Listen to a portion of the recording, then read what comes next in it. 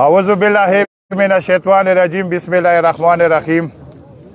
ورونو تاسو ته پاته وو کله نه چې پاټه مارچ شوی موږ سره ظلم روان دی و ډیره د افسوس خبره وو چې دا ظلم د موږ سره زیاتیږي او کمیږي نه. مخکې چې پاټه وه موږ له به 20 غنټې او 21 غنټې بجلي وه و کله نه چې مرجر وشو و 2 غنټو لا راغله. افسوس خبره ده چې ډوه ولیږي خاص کر شنوارې و پریدای ورسي ډویم په خپله جوړوو و هر څه کو د هغې باوجود هم بجلي 4 غنټو لا راغله. اخري چې دو که نه اوس 2 غنټو لا راغله.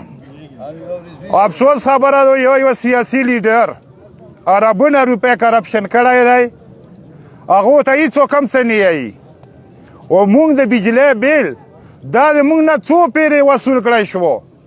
دا امریکې ډالرې راځي و دا حکومت یې خوري و دا هغه د موږ نه وصول کړی شول اوس هم موږ نه پرېږدي. خو دا پیره دغه کوم دا فیصله وکړه چې سبا په 10 بجې خیبر مارکیټ په تکیه کې هغه که ولی خیل دی او که هغه صدو خیل دی او که هغه نیکیل دی او که هغه ستان خیل دی او که هغه شیخوال دی و د هغو کمیټي به جوړېږي. دا کمیټي چې څه فیصله وکړي دا کمیټي چې څه فیصله وکړي انشاءالله چې په ما به موږ رابادل کړو. خبره داسې ده چې د موږ نه هم لیشه وتلې و لیشه رانه چا وښکلې سره تقسیم یې کړو و چا تقسیم کړو سیاسي خلکو چې دا د پلاني سړی دی و دا د پلاني سړی دی. اوس انشاءالله وتعالی چې په ټولو باندې سر وګرځېدو سبا چې څه فیصله وشي په هغه به رد عمل کو. حکومت ته موږ ته په کمزورې سترګه باندې ما ګوري. د خیبر خلک چې دي د هر سړي ته پاته و چې دا په هر شي پیږي خو افسوس خبره چې توره هم پکې شته. زه افسوس بیا هم کم چې څه له فوج نه مونږ کم یو چې هغه ته د 24 غنټې و ما له دې اوبه مه راکوي. څه له زه پاکستانی نه یم زه د ټولو نه ښه پاکستانی یم ځکه ښه پاکستانی یم چې زه بې تنخوا یم په چا نسان نه اړم. دا ملک مونږ جوړ کړی دا ملک د مونږ دی.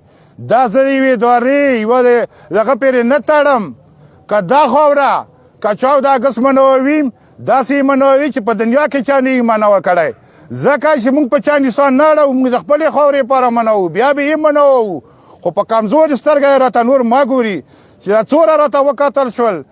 دا ډېره د افسوس خبره ده و افسوس خبره ده بیا هم چې انشاءالله تعالی چې سبا څه فیصله وشي او کول کردې واوري فیصله زه په تیا یم هم چې دا کوم لیډونه وتلي یو چې دا کوم نوی لیډ روان دی او بل چې دا کوم فوج له تللی دی دا به موږ انشاءالله چې کوم په متفقه طور باندې بندوو و ځکه به بندوو چې د ما بجلی بچو ته به اوبه نه نو زه د 2 بجې هغه څه کوم 2 ټول لیټرو ته ناستې په یخنۍ کې ما له څوک اوبه نه راکوي.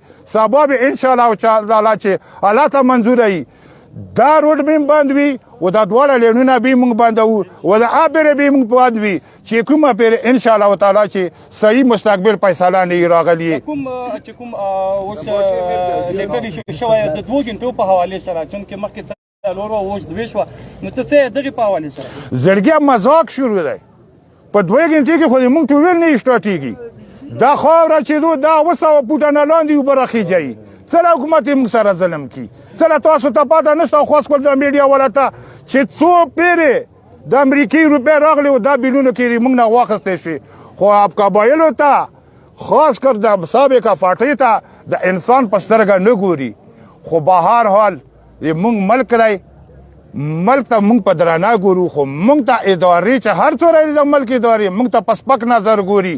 هغه سیاسي لیډرانو ټول وخوړو و انشاءالله تعالی چې سبا د کومه فیصله په 10 بجې خیبر مارکیټ کې کی زه ټولو شنواریو ته م اپیل کوم چې په کار دی چې عام راشي او په دا کمیټې کې موږ سره شرکت وکړي.